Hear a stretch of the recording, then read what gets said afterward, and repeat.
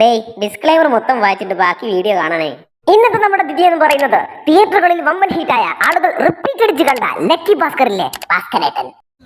ഭാസ്കരേട്ടാ, ഇനി കഥയിലേക്ക് കിടക്കാം. കാം ബോലോ സാബ്.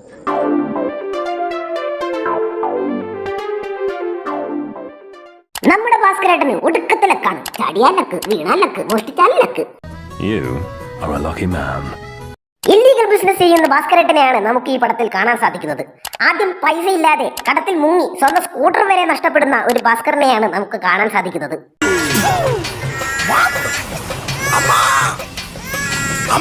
നമ്മുടെ ഭാസ്കരേട്ടൻ ഒരു ബാങ്ക് എംപ്ലോയി ആണ്. അതിൽ നിന്ന് കിട്ടുന്ന തുച്ഛമായ പൈസ കൊണ്ടാണ് തന്റെ കുടുംബം നയിക്കുന്നത്. അങ്ങനെ ഈ തൊലിഞ്ഞ ജീവിതം മതിയാക്കി ഇല്ലീഗൽ ബിസിനസ്സിന് മുതിരുന്നു നമ്മുടെ ഭാസ്കരേട്ടൻ.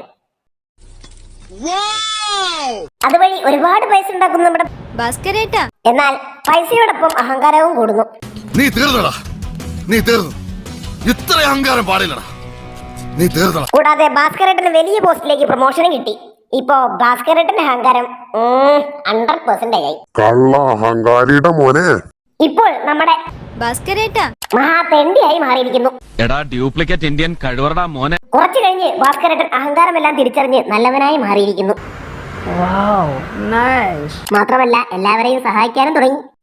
ഒരു പഞ്ചായത്ത് മെമ്പർ പോലും അല്ല, പക്ഷെ അദ്ദേഹം നമുക്കിടയിൽ എത്രയോ പാവപ്പെട്ട.